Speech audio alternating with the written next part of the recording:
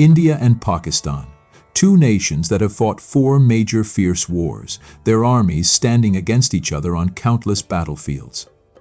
But there was a time when these armies were not enemies but one unit. There was a time when Indian and Pakistani soldiers were friends, comrades, and colleagues, fighting side by side under the same banner.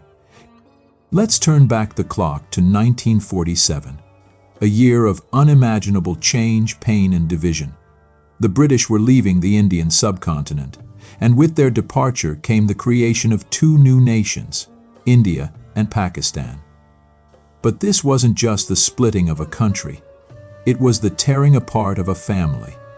The mighty British Indian Army, once a symbol of unity, where soldiers from every region and every religion fought together, had to be divided. Imagine the heartbreak. Soldiers who had trained together, eaten together, laughed and cried together were suddenly told to pick sides. Bonds forged over years of camaraderie were shattered in an instant. Officers were given choices: stay with India or move to Pakistan. Camps, weapons, and even uniforms were divided. This is the untold tale of how the agony of partition, not just politics, tore apart one of the greatest armies in history. A story that has been buried in silence, overshadowed by the wars that followed. The Indian subcontinent was a colony of the British. Thus, over the period of colonial rule, the British developed the army from Indian natives as a united force in a society that was otherwise deeply divided by caste, religion, and region. They achieved this by setting up controlled and self-contained military camps called cantonments. These cantonments had everything the army needed: housing, barracks, shops, and even brothels. This setup kept the soldiers away from the influences of social divisions like caste and creed. Pertinently, in 1857, an uprising broke out in India, which is often called the First War of Independence of India. The uprising pushes the British government to include India in their direct rule. Earlier, it was under the East India Company. Thus, India became part of the British Empire. The army that was under the East India Company also became part of the British Empire and was called the British Indian Army. This army was one of the key strengths that helped Britain maintain its global empire. Indian soldiers proved to be a huge advantage for the British Empire, especially during the World Wars. In the Second World War, around 2.5 million soldiers from the British Indian Army fought for the British on different fronts across the world. After 6 years of World War II, Britain was economically drained and agreed to grant self-government to India by June 30, 1948. However, this timeline was moved up, and on August 15, 1947, India and Pakistan became two independent nations. During the partition, one of the major concerns for the British was how to divide the armed forces between the newly created nations. The process was extremely complex because the military had been a unified institution under British rule, with shared leadership, infrastructure, and personnel. Earlier, the British were not in favor of dividing the army. They wanted to keep control of the joint army after the partition, almost like possessive parents who didn't want to give up their authority completely. The main reason behind this was that the British, still focused on their old rivalry with Russia and the Soviet Union and worried about the spread of communism in South Asia, pushed hard for India and Pakistan to have a joint army under British command. However, this idea didn't get much support from the leaders of either side. Faced with resistance, the British tried to at least delay the full handover of the army's control.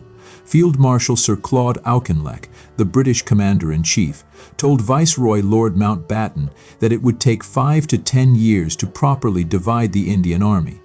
Auchinleck wasn't the only one against splitting the army. Mountbatten's Chief of Staff, Lord Hastings Ismay, even tried to convince Quaid-i-Azam Muhammad Ali Jinnah to accept the idea of a shared command under British leadership. But Jinnah refused to budge.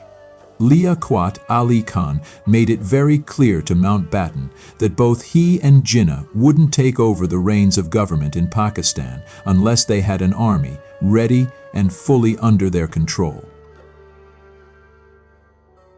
In the end, everyone agreed that most of the army's division would happen before the partition, but the process would continue afterward to complete the transfer of assets.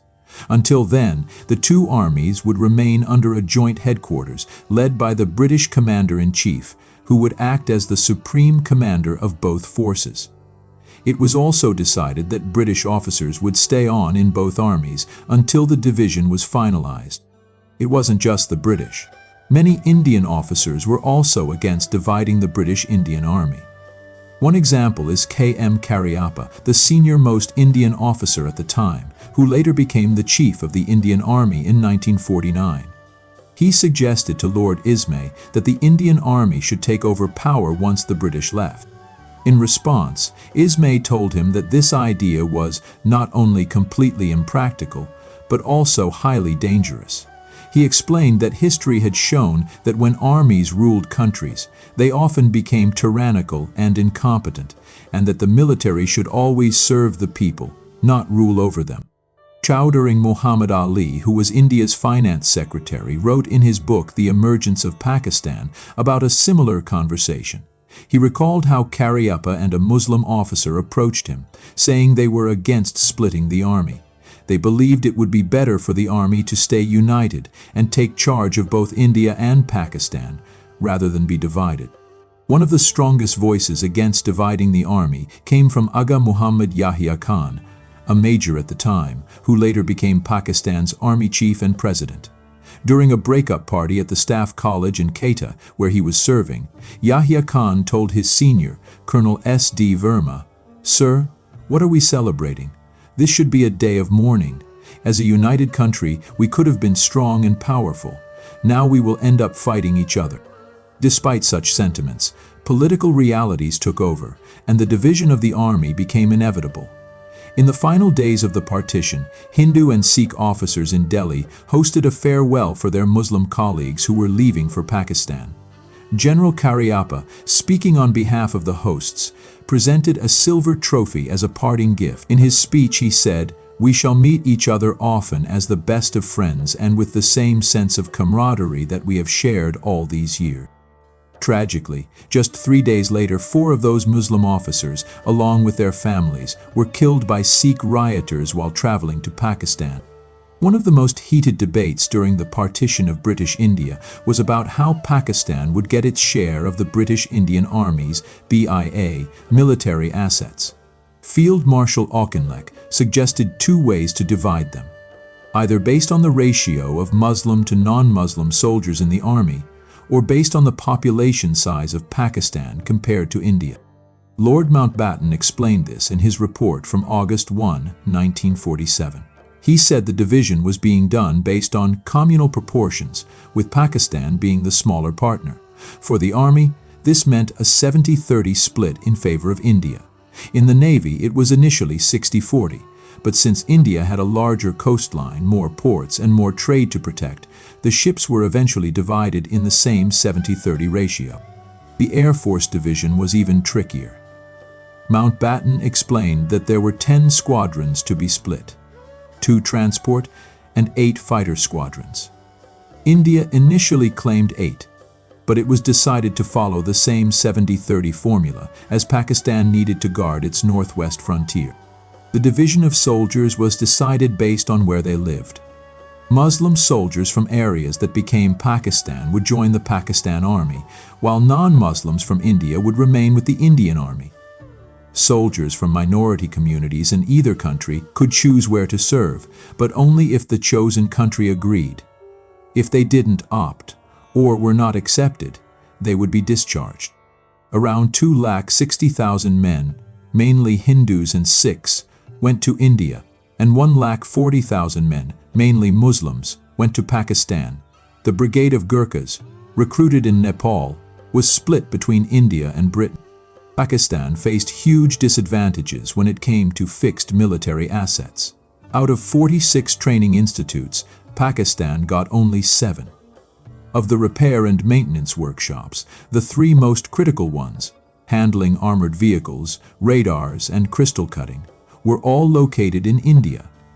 When it came to ordnance factories, Pakistan got just 3 out of 17, and only 5 smaller ordnance depots, while the major ones were kept by India. India also inherited a fully functional General Headquarters, GHQ, in Delhi. In contrast, Pakistan had to transform the British Indian Army's Northern Command headquarters in Rawalpindi into its GHQ. This was a big challenge, as Pakistan's political capital, Karachi, was far from its military center in Rawalpindi. In India, however, both political and military power were centralized in Delhi, making decision-making much easier. When it came to dividing the movable assets of the British Indian Army, BIA, like arms, ammunition, transport, and equipment, Pakistan faced a massive challenge. Most of these assets were stored in facilities located in India, which meant Pakistan's share had to be physically transported. However, every step to move these supplies was met with strong resistance from the Indian side. This frustrated the British authorities, with Field Marshal Auchinleck calling the Indian behavior intolerable. He accused Indian leaders of trying to undermine Pakistan at all costs during the partition of the armed forces. As tensions grew, Auchinleck became even more vocal about the situation.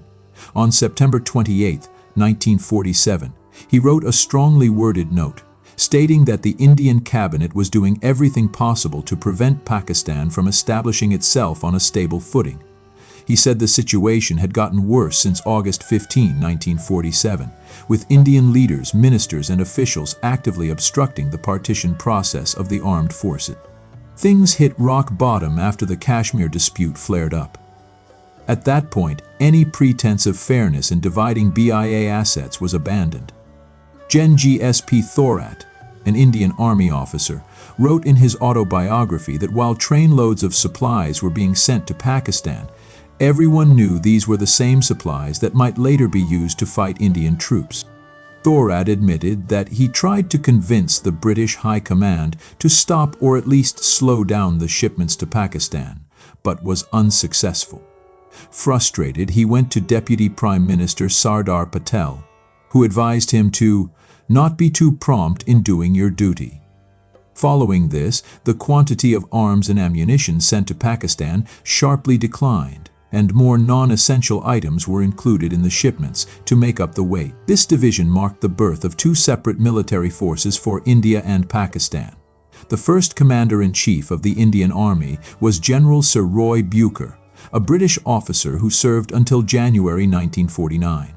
He was succeeded by General K.M. Cariappa, the first Indian to hold the position. With a rich legacy inherited from its colonial past, the Indian Army quickly reorganized itself to address the challenges of a newly independent nation, including securing borders and maintaining internal stability.